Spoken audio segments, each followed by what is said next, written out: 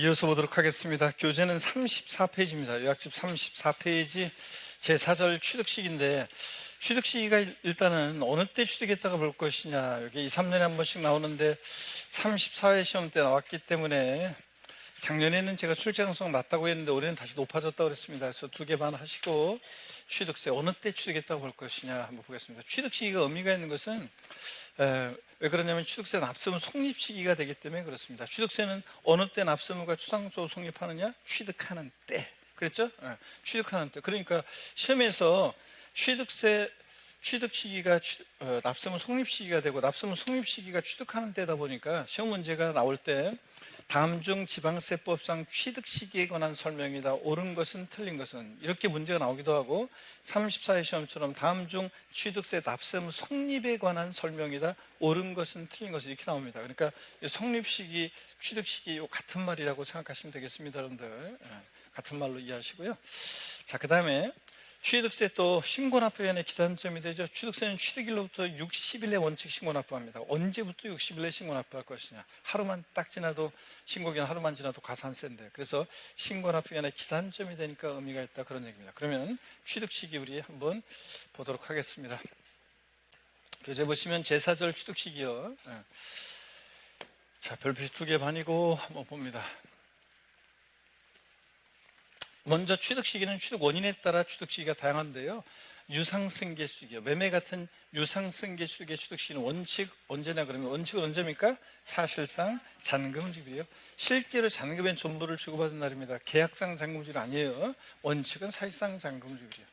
옛날에는 원칙이 계약상 잔금지급이었는데 지금은 실거래가 과세 시스템이 이제 정착이 됐다 봐가지고 사실상 잔금지급을 취득시로 합니다. 근데 신고인이 제출한 자료로 만약에 사실상 잔금지급을 확인할 수 없다, 신고인이 제출한 자료로, 그러면 그때는 언제라고요? 계약상 잔금지급이 되고요. 근데 계약상 잔금지급이, 자, 계약서를 봤더니 명시가 안 돼 있다, 언제인지. 그럴 때는 계약일로부터 며칠? 60일, 계약일로부터 60일 경과하는 날을 취득시로 합니다. 여러분들이 스토리처럼 꼭 기억합니다. 그래서 원칙 언제냐면 사실상 잔금지급일, 자, 신고인이 제출한 자료 사실상 잔금지급을 확인할 수 없다, 계약상 잔금지급을. 계약상 잔금지급이 명시되지 않았다, 계약일로부터 며칠? 60일 경과하는 날. 스토리처럼 기억하시고요. 그 다음에 이제 우리가 계약 해제입니다. 계약 해제. 자, 요 계약 해제. 해당 물건을, 여기가 포인트라고 그랬습니다. 자, 여러분, 등기 등록하지 아니하고 취득세 계약 해제 나오면 이거 항상 기억해야 되는데, 등기 등록하지 아니하고 계약이 해제가 되고요. 그 해제된 사실이 다음에 어느 한 해다가에 의해서 서류에서 입증이 되는 경우에 취득한 것으로 보지 않습니다. 취득세 안 냈으면 낼 필요 없고 낸겠으면 돌리고. 그래서 여기가 포인트예요. 별 표시해놓고. 자, 하여튼 등기 등록하지 아니하고 계약이 해제가 됐어야지, 등기가 된 경우에는, 등기한 후에는 계약이 해제되고 입증이 되더라도 취득한 것으로 봅니다. 여러분들, 등기된 경우에는. 그래서 어떤 서류에 의해서 계약 해제된 사실이 입증이 돼야 되느냐, 요거는 이제 여러분들이 편하게 한번 봅니다. 서류는 달달 못 외워도 괜찮습니다. 화해조서, 인락조서, 공정증서, 또 계약 해제 신고서, 또 부동산 거래 신고 관련 법령에 따른 부동산 거래 계약 해제 등 신고서 등등이요. 자, 기간은 뭐 입증 기간은 취득일로부터 60일이요. 유상 취득은 이렇게.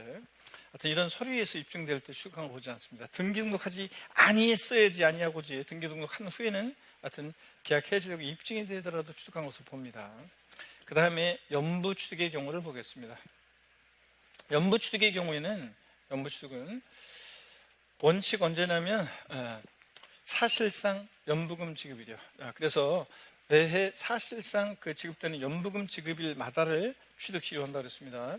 총 연부금액 50억인데 매년 10억 원씩 5년의 기간에 걸쳐서 연부금 지급하는 방식으로 거래한다. 그러면 취득시기는 매해 사실상 연부금 지급일이지 실제로 연부금 지급한 날이지 계약상 연부금 지급일 X라고 그랬습니다. 바꾸면 계약상 연부금 지급을 바꿔요. 물론 연부금을 완불하기 전에 등기에 따르면 등기일에 일시 취득한 거로 보고요. 자, 취득가액의 총액이 50만 원 이하, 그러니까 면세점 적용받는 경우에는 이 연부 취득 규정을 적용하지 않고요. 매회 사실상 연부금 지급일마다를 취득시로 한다는 거. 그 다음에 무상취득의 경우 보겠습니다. 증여 같은 무상취득의 취득시는 원칙 언제냐? 원칙 언제입니까? 계약일이요. 증여는 낙성 물류시 계약이라고 그랬어요. 그래서 그 계약한 날이요. 등기일 아니라는 거. 상속으로 취득했을 때는 상속계실, 유증으로 취득하면 유증계실. 유증계실이라는 게 내가 죽으면 내 전재산 누구한테 줘라. 그러니까 유증계실이라는 게 증여자가 사망했을 때죠. 내가 죽으면 줘라니까요. 이런 거. 하여튼 상속계실. 증여 같은 무상취득은 계약일입니다. 자, 양도소득세에서는 증여받은 날, 증여 같은 무상취득, 양도세는 증여받은 날, 취득세는 증여 계약일이에요. 자, 계약 해제. 이게 시험에 한 2번 나왔는데 계약 해제 봅니다. 유상승계식의 계약 해제와 비교하셔야 되는데, 자, 요거 포인트는 역시 똑같습니다. 해당 취득 물건을 여기요. 등기 등록하지 아니하고 이겁니다. 역시 등기 등록하지 아니하고 계약이 해제가 되고요.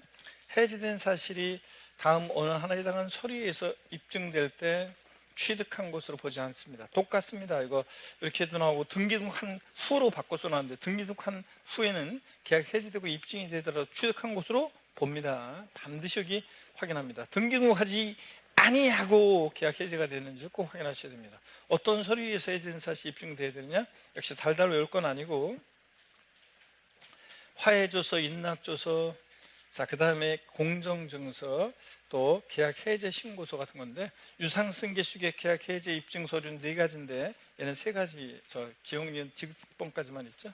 그리고 요 또 차이점이 아까 입증 서류 입증 기간이 아까 60일이었는데 유상취득은, 무상취득은 증여로 인한 취득세 신고 납부 기한과 국민들 헷갈리지 말라고 일치시켰습니다. 그래서 취득일로부터 취득일이 속한 달의 말일부터 몇 개월? 3개월로 이렇게 계약이 해진 사실 입증되는 것만 해당. 이렇게 기간이 유상취득은 60일인데 얘는 취득일로부터 취득일이 속한 달의 말일로부터 3개월로 이렇게 증여로 인한 취득세 신고 납부 기한과 기간을 일치시켰다는 거. 이런 것들 정도 참고적으로 한번 보시고 가시면 되겠습니다. 그 다음에 등기 등록이 되는 경우 보겠습니다. 지금까지 나왔던 우리 취득식이요. 그 취득일 전에요. 한번 봅니다. 자, 이렇게 유상승계, 무상승계 취득일 전에 만약에 등기 등록을 했다. 자, 등기일이 빠르다. 그럼 언제입니까? 등기일 또는 등록일입니다. 요거 색깔을 좀. 지금까지 나왔던 취득세 취득시기 전에, 취득일 전에 등기 등록을 먼저 하면 언제다? 그 등기일 또는 등록일입니다. 등기일이 빠르면 등기 등록일이죠. 그래서 여러분 이런 표현이요. 중빠른 날이요. 이런 표현을 중빠른 날 이런 표현도 맞다는 거. 자, 무슨 얘기냐면 원칙은 매매 같은 경우에 사실상 잔금질인데 그 전에 등기하면 등기일이라며요. 그럼 등기일보다 사실상 잔금질이 빠르면 원래 사실상 잔금질이잖아요. 그러니까 비교해서 중빠른 날. 매매로 인한 유상승계 취득의 경우 취득세상 취득 시기는 사실상 잔금질일과 등기일 중 빠른 날이다. 오, X예요. 오, 맞다고요. 이런 것도. 이런 표현도 응용력 발휘하셔야 돼. 맞고. 그 다음에 민법 규정에 따른 제3분할로 인한 취득의 경우에는 취득 물건의 등기일 또는 등록일을 취득일로 본다. 그래서 제3분할로 인한 취득, 대표적으로 이혼하면서 제3분할 종권 행사예요. 그랬을 때는 남편에서 내 명의로 등기한다. 그래서 제3분할로 인한 취득의 경우는 등기일 또는 등록일이라는 것도 다시 한번 기억합니다. 그 다음에 건축물, 건축 또는 비저원용 토지의 취득식이요. 자, 여기서 이제 또 34회 시험 때 정답 지문이 있었는데 어떤 건지 한번 또 보도록 하겠습니다. 이거는 우리가 건축물을 건축합니다. 그러면 어느 때를 출시로 하냐면 사용승인서, 여기만 줄거세요. 사용승인서를 내주는 날, 이게 원칙인데 사용승인 내주는 날과 그 다음에 사실상 사용일 중 빠른 날을 취득일로 합니다. 자, 그래서 여러분들 원칙은 사용승인서 내주는 날과 사실상 사용일 비교해서 중 빠른 날이에요. 근데 이 사용승인서에는 준공검사 증명서나 준공인가증 또 건축관계 법령에 따른 사용승인서에 준하는 서류들을, 이런 서류들을 내주는 날, 자, 입니다. 그래서 이런 서류들도 포함해서 이런 서류들을 내주는 날과 사실상 사용일 중 빠른 날이고, 만약에 사용승인서를 내주기 전에 임시 사용승인을 받았다. 자, 그러면 임시 사용승인을 말하고, 임시 사용승인서를 받을 수 없는 건축물은 사실상 사용이 가능한 날과 비교해 가지고, 자, 사실상 사용일과 비교해서 중 빠른 날이고요. 자, 이렇게 한번 그래서 원칙만 잘 기억합니다. 동그라미 2번이 예전에 정답중으로 한번 나왔고 34회도 정답중으로 나왔고요. 자, 여기 나왔는데 어떤 건지 한번 봅니다. 주택조합 등의 비조번용 토지의 취득식입니다. 주택조합과 주택재건축조합이 주택건설사업과 재건축사업을 하면서 조합원에게 귀속되지 않는 비조원용 토지를 취득했을 때 취득시기입니다. 자, 그랬을 때 여기 잘 보세요. 주택법에 따른 주택조합이 누가 취득하느냐 잘 보세요. 주택조합이 취득할 때는 사용검사 받은 날입니다. 이건 다음 날 아니고 받은 날, 사용검사 받은 날.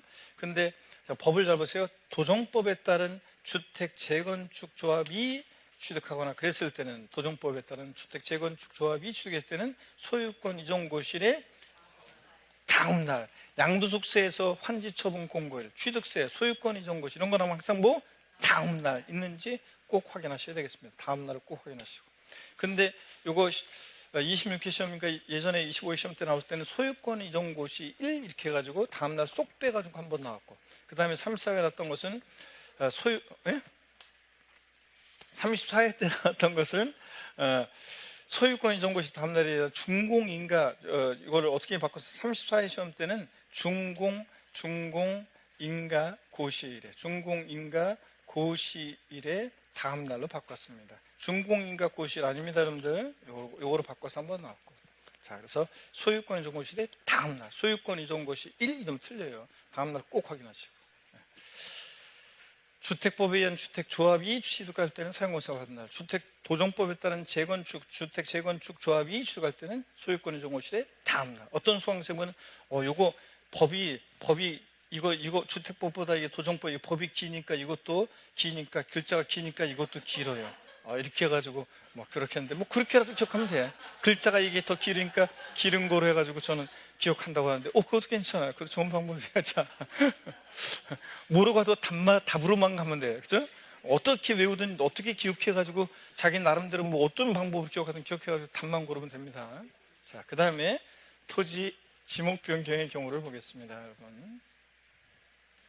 또 지목 변경을 보시면 토지 지목이 사실상 변경된 날과 공무상 변경일 비교해서 중빠른 날입니다. 여러분, 예전에는 이게 지목 변경의 경우 원칙 사실상 변경일, 불분명할 때 공무상 변경일이었는데 지금은 비교해서 중빠른 날, 동등한 위치에서 중빠른 날이에요. 그래서 시험에서 토지 지목 변경으로 인한 취득의 경우 사실상 변경된 날 땡, 공무상 변경된 날 땡입니다. 하나만 나오면 틀리고 나란히 나와서 중빠른 날, 중빠른 날이고.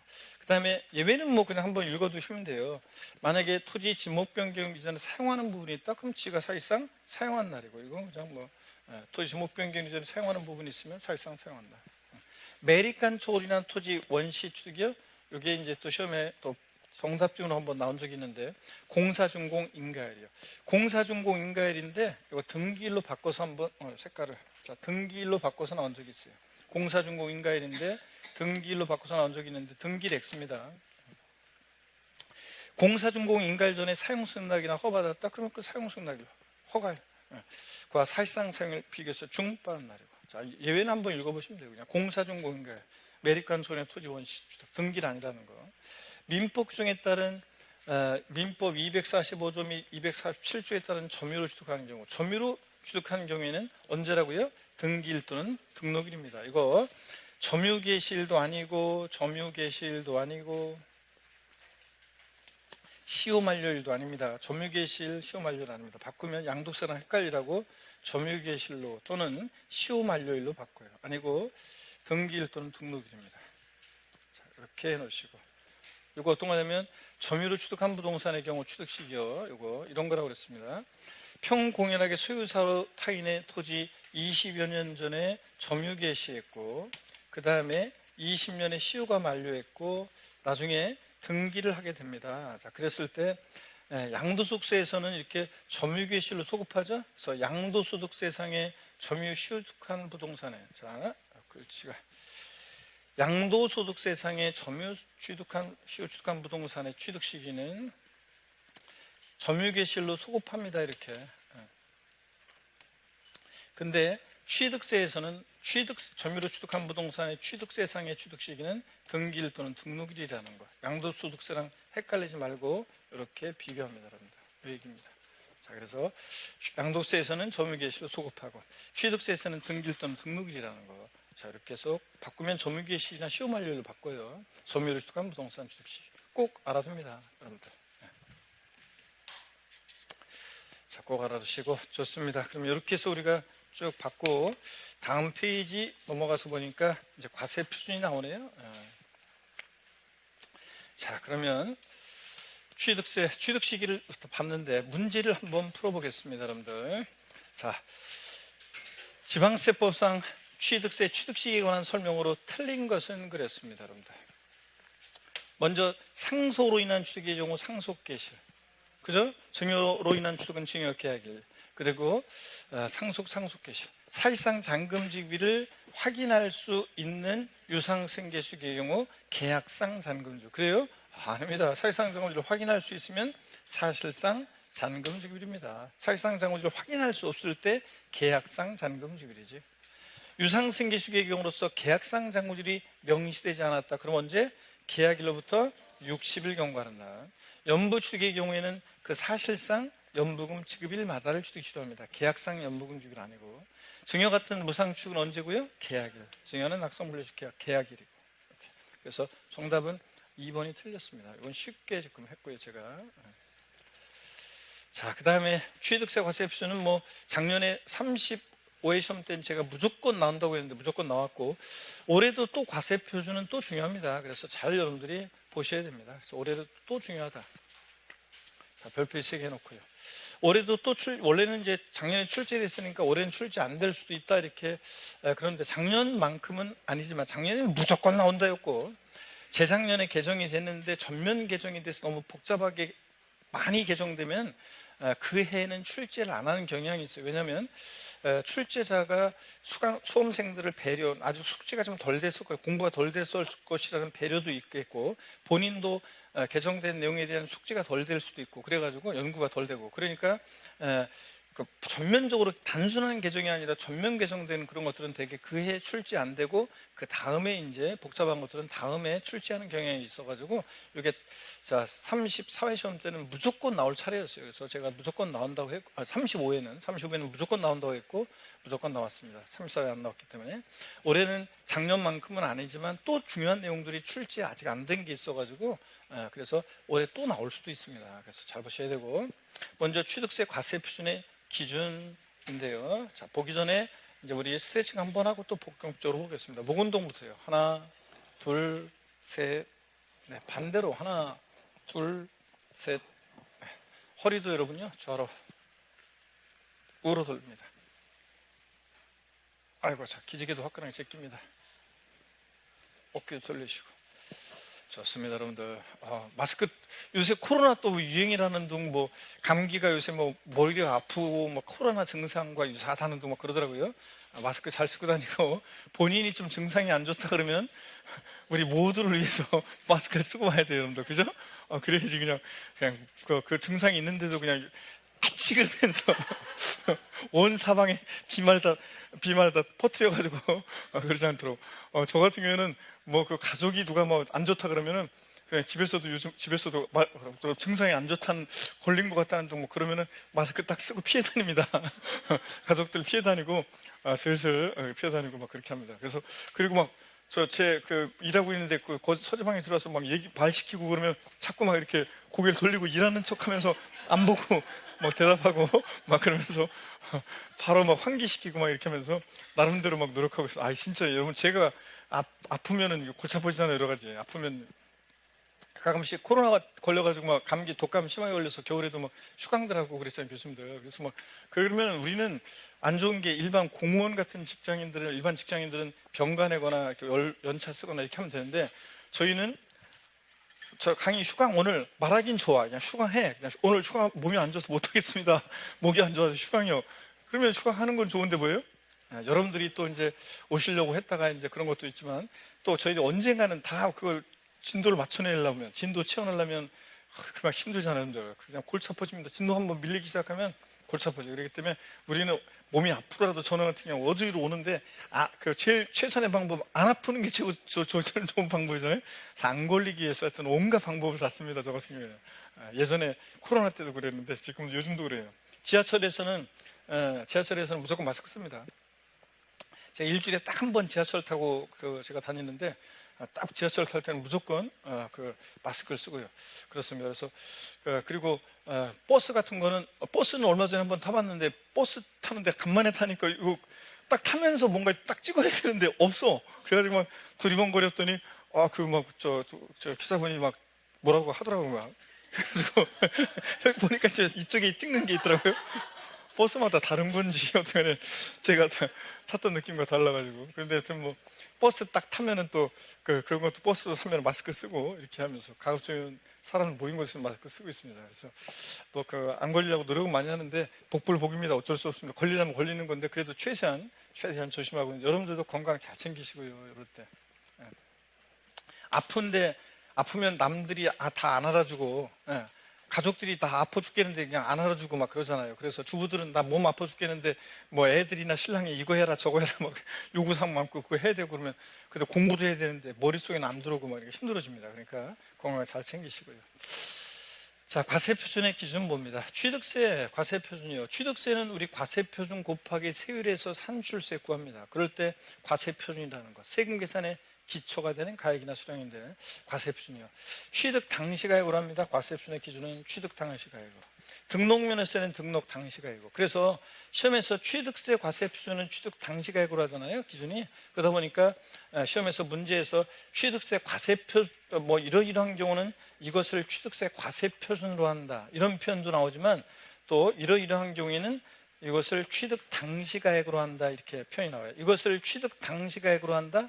그러면 이게 취득세 과세표준으로 한다. 같은 말이라고 이해해 두시고요. 아까 취득세 납세무 성립에 관한 설명이다. 그러면 취득 시기에 관한 설명이다. 이렇게 같은 말로 이해하는 것처럼 똑같이 이런 것을 취득 당시 가액으로 한다. 이런 것을 그러면 그게 취득세 과세표준으로 한다는 말로 이해하시고요. 연부 취득의 경우에는 연부를 취득했다면 취득세 과세표준은 연부금액입니다. 자, 매회 사실상 지급되는 연부금액이죠. 총 연부금액이 50억인데 매년 10억 원씩 연부금을 지급하는 방식으로 계약했습니다.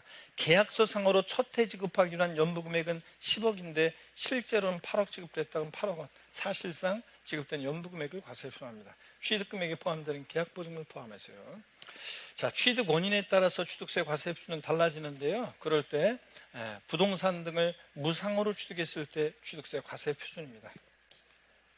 원칙적으로는 시가 인정액으로 하죠. 원칙은 시가 인정액을 취득세 과세표준합니다. 그래서 원칙 시가 인정액.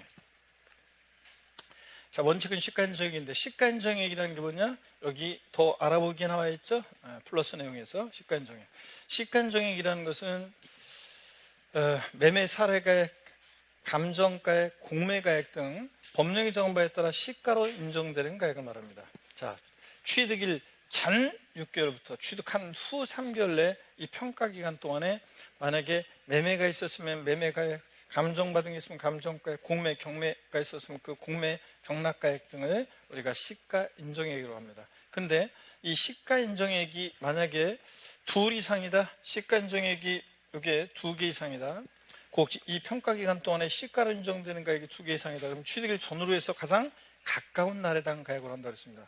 그 가액이 2 이상이면 평균액을 적용합니다. 자, 그래서 취득일 전 6개월, 취득한 후 3개월, 이 평가기간 동안에 만약에 매매가 있었다, 매매가액, 감정받은 게 있다, 감정가액, 공매, 경매가 있었다, 공매, 경락가액 등을 우리가 시가 인정액이라고 하는데, 자, 취득일 전후로 해서, 취득일 전후로 해서요.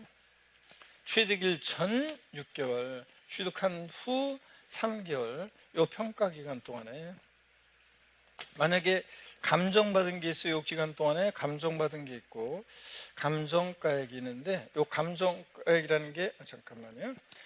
취득일 전 3개월 되는 때 3개월 되는 때에 감정받은 감정가액이 있고 자, 그러니까 예를 들면 갑으로부터 어떤 부동산을 을이 증여받았을 때 을이 취득세를 계산할 때요.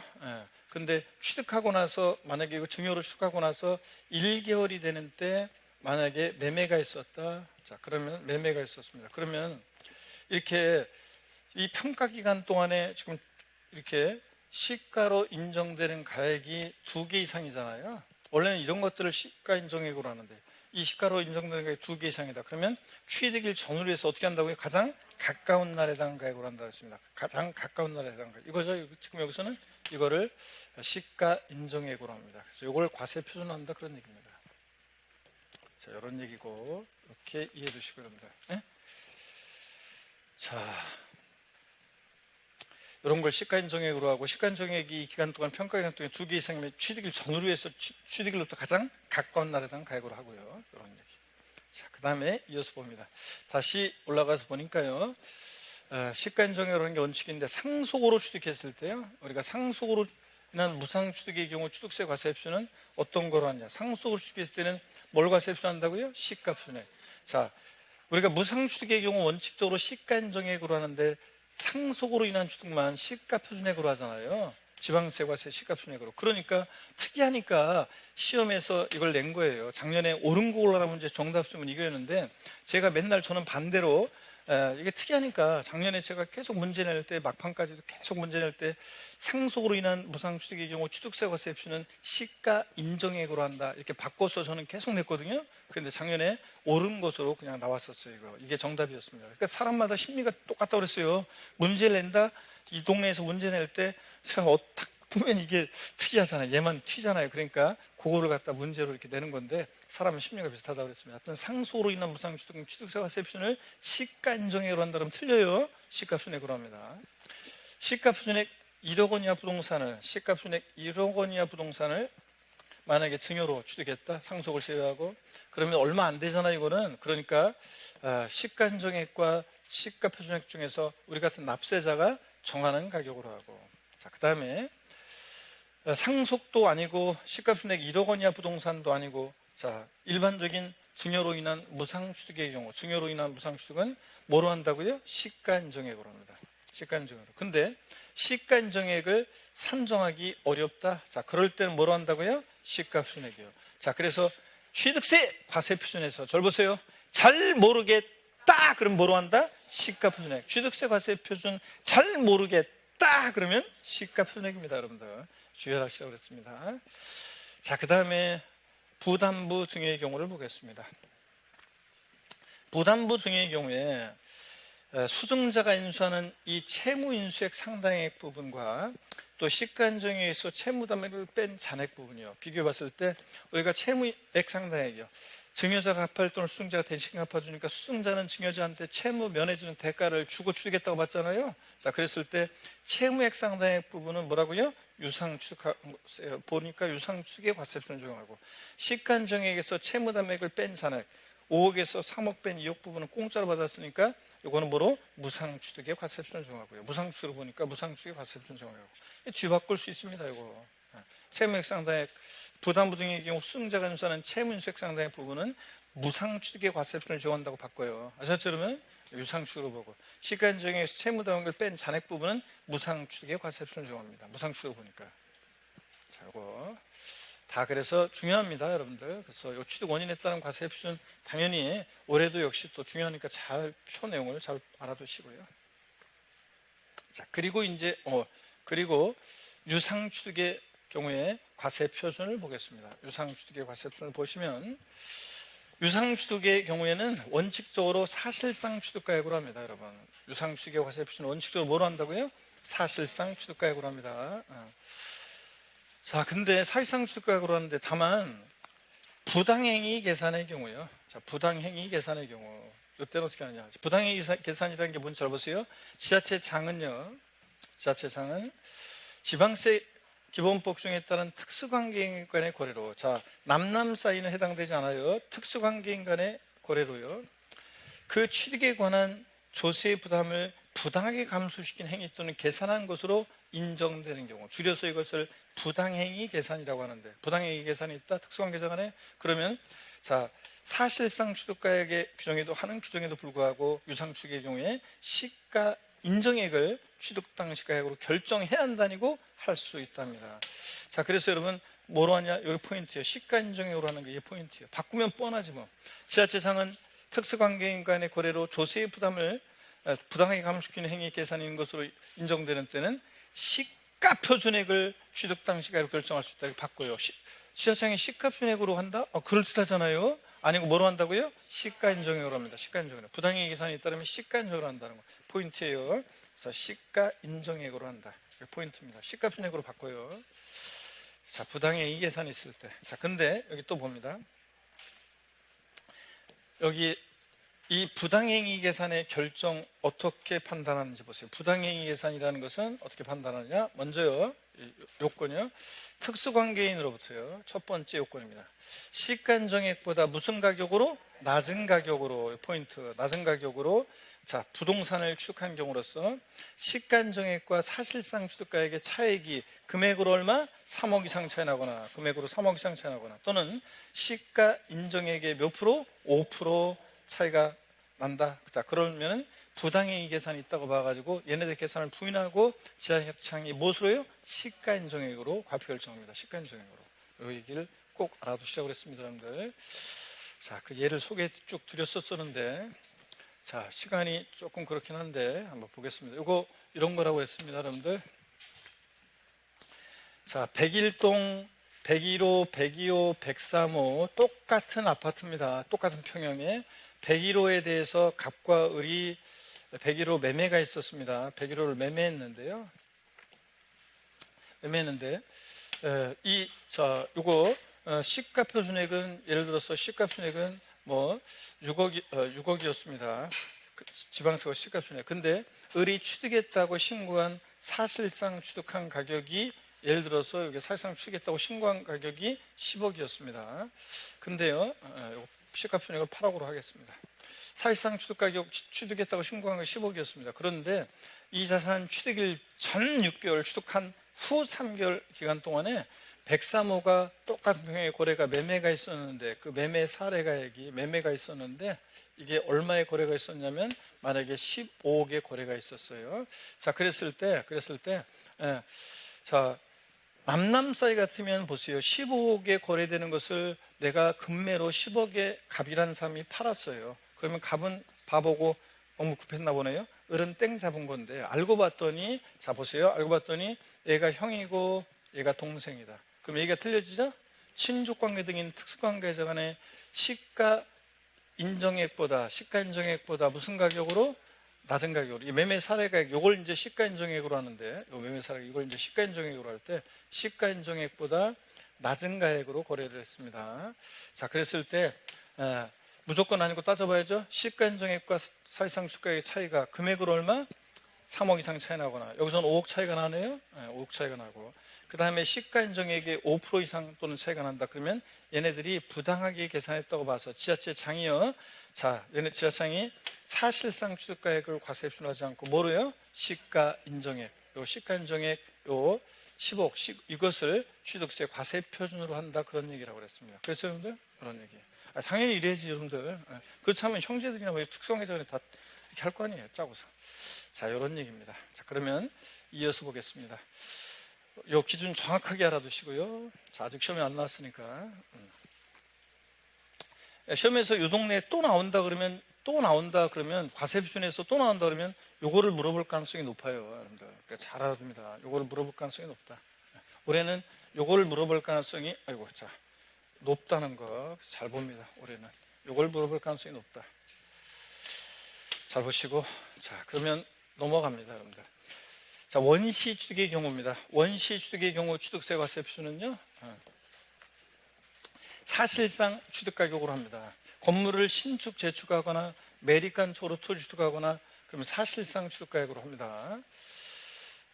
죄송합니다. 근데 이게 지금 사실상 취득 가격으로 하는데 이게 원래는 저 앞에 이쪽에 있었어야 되는데 이게 올해도 내가 위치를 바꾸라고 했는데 안 바꿔졌네.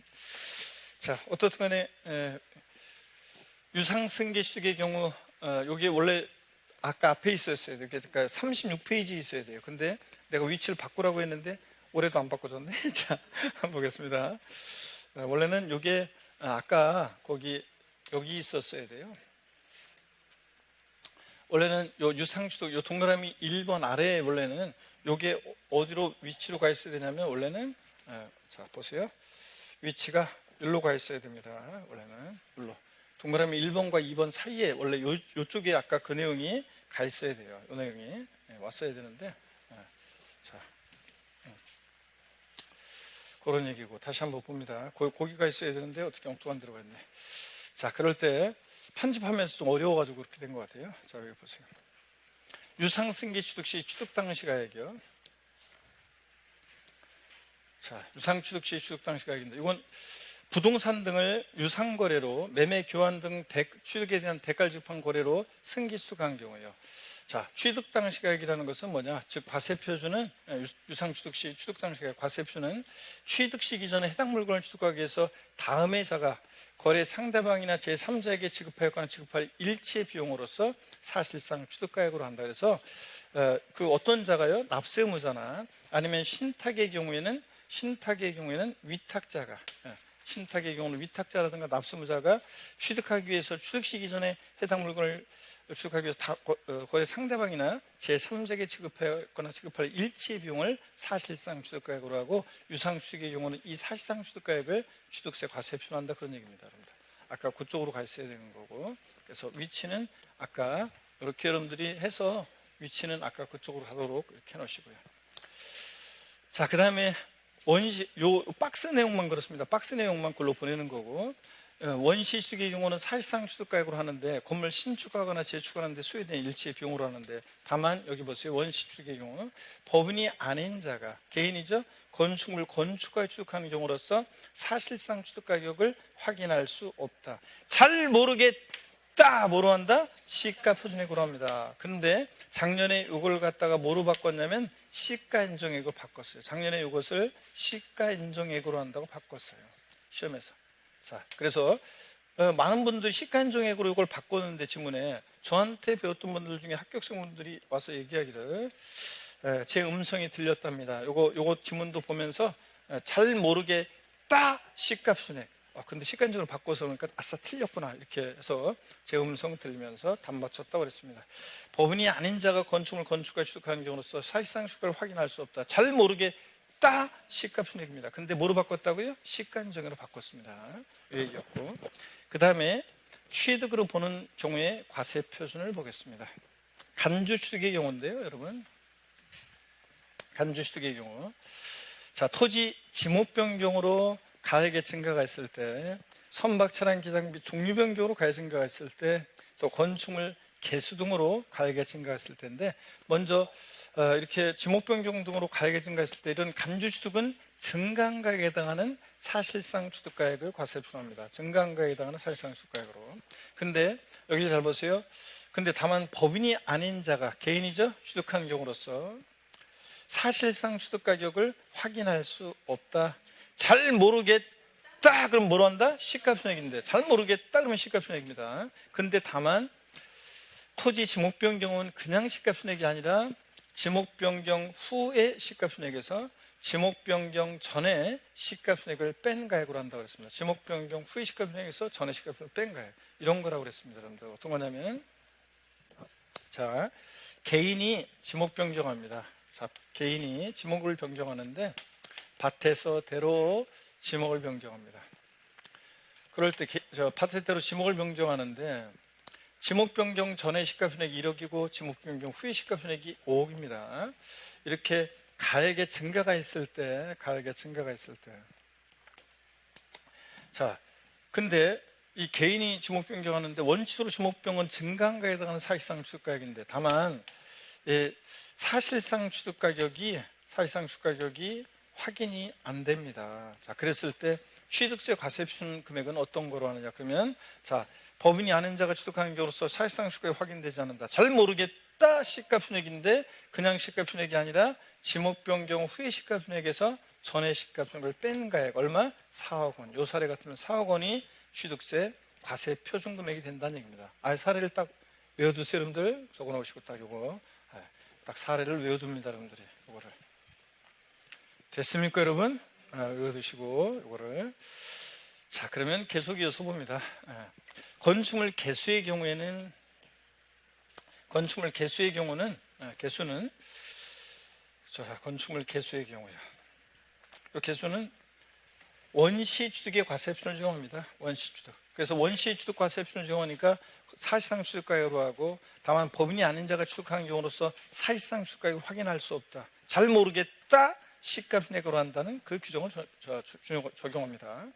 과점주주 간주취득의 경우, 자, 과점주주 간주취득의 경우 취득세 과세표준은 이 법인의 취득세 대상 물건의 총 자산가액에다가 법인장부로 등으로 입증되는 총자산가액의 총가액에다가, 자, 이 법인의 주식 출자의 총수분에 과점주주가 취득한 주식 또는 출자의 수를 곱해서 구한다고 되어 있습니다. 어떤 얘기냐면 이런 얘기라고 그랬습니다, 여러분들. 자, 여기 보세요, 여러분들. 이거는, 자, A 법인의, 이것도 사례를 딱 외워둡니다. A라는 법인의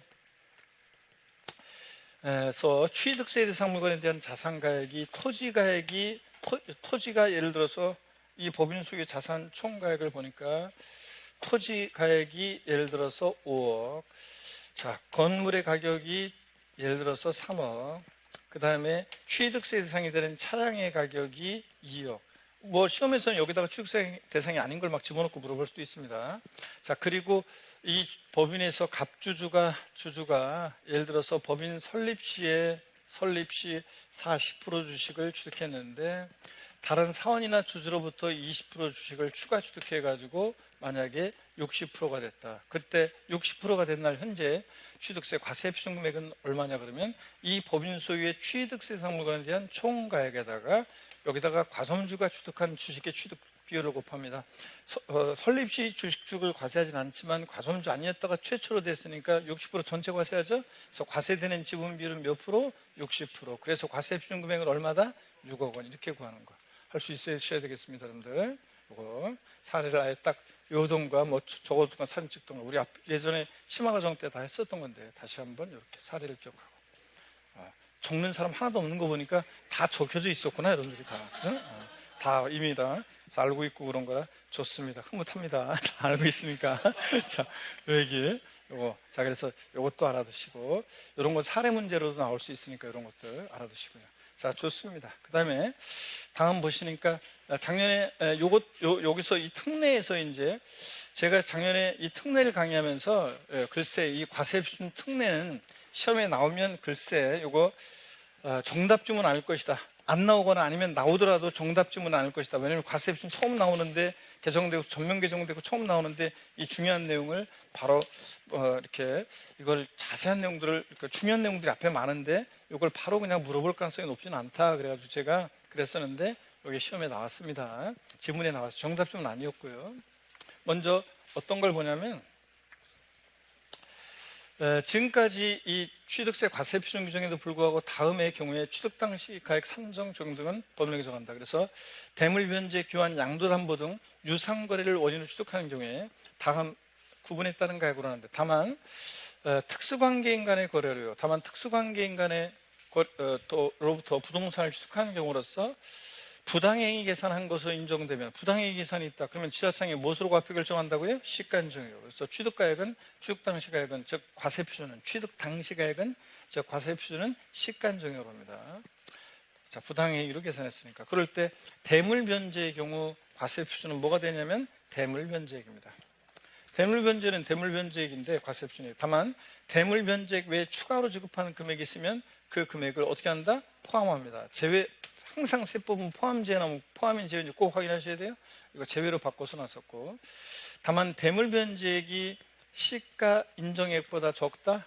그러면 최소한 취득 당시 가액 과세 표준은 뭐로 한다? 시가 인정액으로 합니다. 자, 이런 것도 알아주시고 대물 변제 원칙 대물 변제액인데 대물 변제액 외에 추가로 지급하는 금액이 있으면 그 금액도 다 포함시킵니다. 제외로 바꿔서 나왔었고 교환은요. 교환을 원인으로 이전받는 부동산의 교환을 원인으로 이전받는 부동산의 시가인정액과 근데 시가표준액을 바꿨었어요, 작년에. 자, 이전하는 부동산의 시가인정액 중에서 어떤 거로 하느냐? 높은 가액으로 합니다, 여러분. 자, 높은 가액으로 한다는 거. 그 다음에 이어서 봅니다. 양도 담보를 보겠습니다. 양도 담보는요. 양도 담보에 따른 채무액이 과세 표준인데 여기도 보세요. 자, 다만 채무액 외에 추가로 지급하는 금액이 있으면 그 금액을 어떻게 한다? 포함합니다. 근데 제외로 바꿨고요. 포함하고 다만 그 채무액이 시가인정액보다 적다 그러면 최소한 취득 당시 가액 즉 과세 표준을 뭐로 한다? 시가인정액으로 합니다. 이렇게 해서 이 정도 알아두시고, 그 다음에 이제 뭐 법인이 합병 분할의 경우는 한번 참고적으로 또 봅니다. 법인이 합병 분할 조직 변경을 원인으로 취득했다 이럴 때는 법인이 합병 등을 했을 때는 시가인정액으로 합니다. 시가인정액으로. 근데 시가인정액으로 하는데 그 시가인정액을 산정하기 어렵다, 잘 모르겠다, 그럼 뭐로 한다? 시가순액으로 하고요. 요 규정 적용합니다. 자, 이렇게 해서 뭐 이런 것까지는 우리가 볼 필요 없고요. 됐고. 자, 그래서 이 정도 여러분들이 보시면 되겠습니다. 자, 그러면 됐고, 이제 취득가격의 범위에 관한 건데요. 사실상 취득가격 범위에 관한 건데, 이 부분이 이제 시험에 계산 사례 문제로도 나왔고, 여기에 이제 좀 그랬었는데, 최근에 여기 안 나왔었어요. 근데 여기를 좀 한번 보도록 합니다. 여기까지 좀 보려고 하거든요. 자, 그래서 고개를 한번 드시고, 목 운동 합니다. 하나, 둘, 셋, 네, 반대로 하나, 둘, 셋, 네. 허리도 여러분요, 좌로, 우로 돌립니다. 자, 기지개도 화끈하게 제끼시고 어깨도 돌리시고. 좋습니다. 여러분들 힘내시면서 한번 보겠습니다. 아까 취득세 과세 표준을 사실상 취득가격으로 할 때요, 그 사실상 취득가격이라는 게 어떤 거냐. 자, 사실상 취득가격을 취득세 과세표하는 경우에 그 취득가액은 어떤 거냐. 그 취득가액은 당해 대상 물건의 취득 시기를 기준으로 그 이전에 당해 물건을 취득하기 위해서 거래 상대방이나 제3자에게 지급하였거나 지급할 일체 직접 비용뿐만 아니라 간접 비용의 합계액으로 합니다. 직접 간접 비용 합계액인데, 자, 직접 간접 비용 다 포함하는데요. 그럴 때 한번 보세요, 여러분들. 먼저 매매 대금을 일시에 지급함에 따라서 할인받는 경우에는 할인된 금액은 포함하는데, 할인액, 매매 대금을 일시에 지급함에 따라 할인받은 금액, 할인 금액은 포함하지 않는다고 그랬습니다. 이게 어떤 건지 한번 볼까요, 여러분들? 이런 얘기입니다. 매매 대금을 일시에 지급함에 따라서, 자, 갑과 을이 어떤 자산을 거래를 하는데, 매매하는데, 을이 지급하기로 한 대금이, 약정 대금이 예를 들어서 10억인데요. 약정 대금이 10억인데, 이 10억 원을 일시에 매매 대금을, 을이 갑한테 매매 대금을 일시에 지급합니다. 일시에 지급함에 따라서 갑이 기분이 좋아가지고, 그래 내가 1,000만 원 깎아줄게. 매매 대금 일시에 지급함에 따라 할인 금액이 얼마였냐면, 할인 금액이 1,000만 원이었습니다. 자, 그리고요, 그러면 할인된 금액, 말장난 같지만 할인된 금액은 얼마냐? 할인된 금액은 요게 9억 9천만 원이겠죠? 그러면 취득세 과세 표준은 할인된 금액 9억 9천만 원을 이것을 취득세 과세 표준으로 합니다. 자, 근데 그러면 여기 매매 대금을 일시에 지급함에 따라 할인받은 경우에 이 할인 금액, 요거는 취득가격에 포함한다, 안 한다? 안 합니다. 이것은 취득가격에, 사실상 취득가격에 포함하지 않는다는 얘기입니다. 자, 이렇게 해서 이 얘기 한번 알아둡니다. 매매 대금을 일시에 지급함에 따라 할인받는 경우에 할인액 포함하지 않습니다. 자, 이 얘기였고, 우리가 이어서 보시면요, 다음 페이지 한번 보겠습니다. 취득가격에 이제 포함되는 간접비용과 포함되지 않는 간접비용이 쭉 나오는데요. 포함되는 것들 눈에 익혀두고 포함되지 않는 것에 방점을 찍어서 기억하시라고 그랬습니다, 여러분들. 자, 그럼 하나하나 한번 보도록 하겠습니다, 여러분들. 할부 또는 연부계획에 따른 이자액 상담의 연체료, 할부이자 연체료 이거 포함합니다. 근데 법인이 아닌 자가 취득하는 경우는 어떻게 한다? 제외합니다. 법인이 취득할 때는 포함하는데 법인이 아닌 자, 개인이 취득할 때는 제외합니다. 그 다음에 건설자금에 충당한 차입금의 이자, 유아유산 금융비용, 건설자금에 충당한 차입금의 이자 같은 이것도 자 포함합니다. 근데 다만 이것도 법인이 아닌 자가, 개인이 취득하는 경우는 어떻게 한다? 제외합니다. 이것도 누가 취득하느냐에 따라 달라져요. 그 다음에 농지보존부담금, 대체산림자원조성비, 문화예술진흥법 규정에 따른 미술작품의 설치비용 등 이렇게 관계법령에 따라 의무적으로 부담하는 비용 포함합니다. 또요, 취득에 필요한 용역을 제공받는 대가로 지급하는 용역비나 수수료 이런 것도 취득하기 위해서는 간접비용을 포함합니다. 또 취득대금에 당사자 약정에 의한 취득자 조건부담액과 채무인수액, 시험에 여러 번 나오는데요, 전세 끼고 집을 사거나 그럴 때 얘기라고 그랬습니다. 전세 끼고 집을 산다 그러면 갑과 을이 어떤 부동산 거래하는데, 자, 이 집 1억에 매매가 이루어지는데 지금 매매가가 1억인데 여기에 전세금이 6천만 원이 들어있습니다. 우리가 전세 끼고 집을 산다 그러면 채무, 원래 전세금 매도인이 갚아야 할 돈을 매수인이 전세 끼고 집을 산다는 것은 전세금 채무를 인수하는 거죠. 그러면서 집을 사거나, 또는 은행에서 1억짜리 집인데 대출금이 6천만 원이 있다 그러면 대출금을 매수인이 채무 인수하면서 삽니다. 이럴 때 매매 대금을, 취득대금은 얼마만 지급합니까? 여러분, 을은 취득대금을 얼마만 지급한다? 4천만 원만 지급합니다. 그랬을 때 취득대금 외에 취득자가 부담하는 채무인수액, 이 채무부담액, 이것도 어떻게 한다? 포함해서 얼마에 취득했다고 신고해요? 1억에 취득했다고 신고합니다. 자, 이런 얘기입니다. 자, 취득자가 부담하는 채무인수액, 채무부담액도 포함합니다. 취득가격에. 자, 그런 얘기고. 그 다음에 부동산을 취득하는 경우에, 자, 주택도시기금법 등 법령에 따라 매입한 국민주택 채권을 해당 부동산 취득 이전에 양도하면 발생하는 이 채권 매각 자손이요, 이것도 간접 비용으로 인정하고 있습니다. 자, 작년 시험에 제가 공인중개사 시험에서 왜 이건 안 내냐 그랬는데, 작년에 나온 거, 종합문제 속에서 보기에 나온 거, 공인중개사에 지급한 중개보수도 포함합니다. 단 근데 아까 건설자금에 충당한 차입금이자 할부자 연체료와 함께 이건 누가 취득하느냐에 따라 달라지죠. 법인이 아닌 자가 취득할 때는 어떻게 한다? 제외합니다. 법인이 취득할 때는 포함하고. 자, 그 다음에 붙박이 가구, 가전제품 등 건축물에 부착되거나 일체를 이루면서 건축물의 효용가치를 유지, 증대시간 설비, 시설 등의 설치 비용, 주부들이 좋아하는 빌트인 이런 거, 또 정원 또는 부속시설물 등을 조성, 설치하는 비용, 이것도 취득하기 들어간 간접 비용으로 포함합니다. 이것도 다 이런 것도 간접 비용으로요. 자, 그 다음에 넘어갑니다. 포함하지 않는 거요. 포함하지 않는 거에 방점 찍으라고 그랬죠. 취득하는 물건의 판매를 위한 광고 선전비 등의 판매 비용, 이런 것도, 신문에 벼룩장에 광고 내고 뭐 이런 거, 전기, 가스, 열 등을 이용하는 자가 분담하는 비용 포함하지 않습니다. 이주비, 지작물 보상금 같은 거 포함하지 않습니다. 부가가치세 포함하지 않는다고 그랬습니다. 나중에 환급 받기 때문에. 자, 그래서 포함되는 것들 쭉 눈에 익혀두고 포함되지 않는 거에 방점을 찍으라고 했잖아요. 아까 매매대금을 일시에 지급함에 따라 할인받는 경우에 할인금액 1,000만 원, 할인금액 포함하지 않고, 그 다음에 건설장비 충당한 차입금이자 할부자 연체료, 공인중개사 지급한 중개보수, 법인이 취득할 때는 포함하지만 법인이 아닌 자, 개인이 취득할 때는 포함하지 않고, 또 판매비용 포함하지 않고, 그 다음에 전기, 가스, 열 등을 이용하는 자가 분담하는 비용, 이주비, 지작물 보상금 이런 거, 부가가치세 이런 거 포함하지 않는다는 거 다시 한번 방점을 찍어서 기억합니다. 자, 그래서 여기 보시니까 특별히 얘네들 따로 이렇게요, 세 가지, 건설장에 충당한 차입금의 이자, 할부자 연체료, 그 다음에 공인중개사에 지급한 중개보수, 얘네들 세 가지는 누가 취득하느냐에 따라 달라진다고 그랬습니다.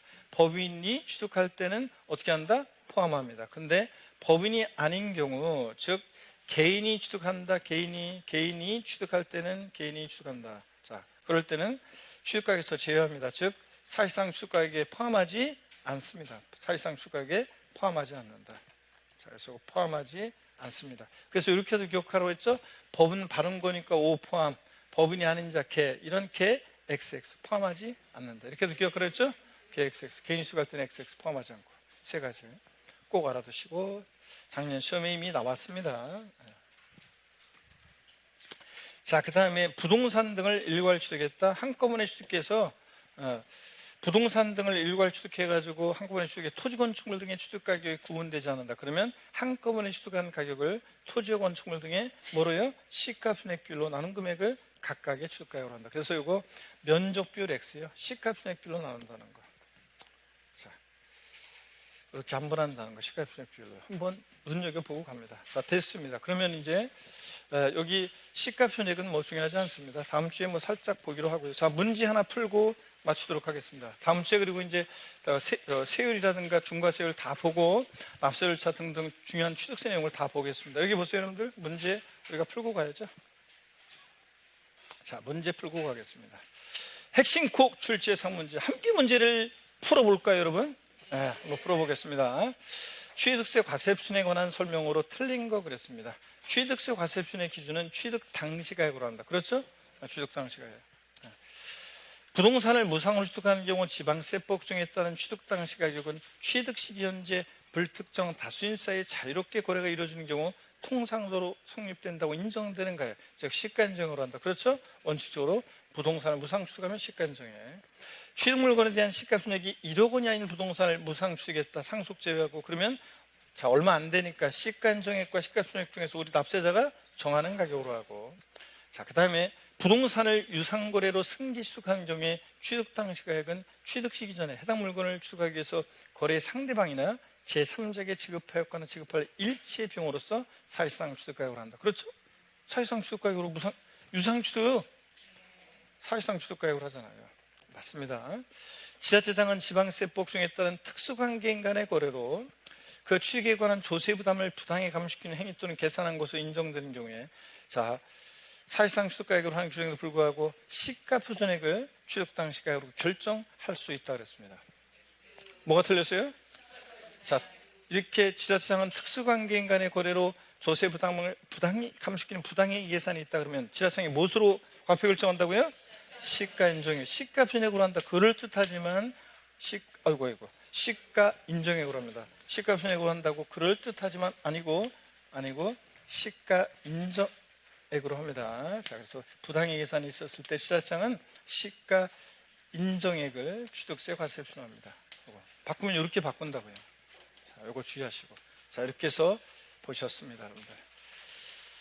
자, 그래서 다 받고, 요거는 시가표준액 산적은 다음 주에 보고, 여러분 이제 자꾸만 이제 주변 수험생 말에 흔들리기 쉬운 시기입니다, 여러분들. 그래서 뭐, 야, 너 그러다가 2차까지 다 떨어져, 1, 2차 다 떨어진다, 너는 지금 1차만 하는 게 맞아. 그래서 뭐 1차만 하라고 하고, 2차 포기하라고 하고, 또, 야, 저쪽 누구 어디 뭐 강의 뭐 좋은 데 있다더라 그래가지고 자기만 혼자 가면 불안하니까, 자기만 혼자 갔다가 하면 다른 다 학교에 나만 떨어지면 불안하니까 꼭 주변 사람 꼬셔가지고, 야, 어디 뭘 들으러 가자는 둥, 강의 어디 좋은 데 있다는 둥, 꼬셔가지고 같이 갑니다.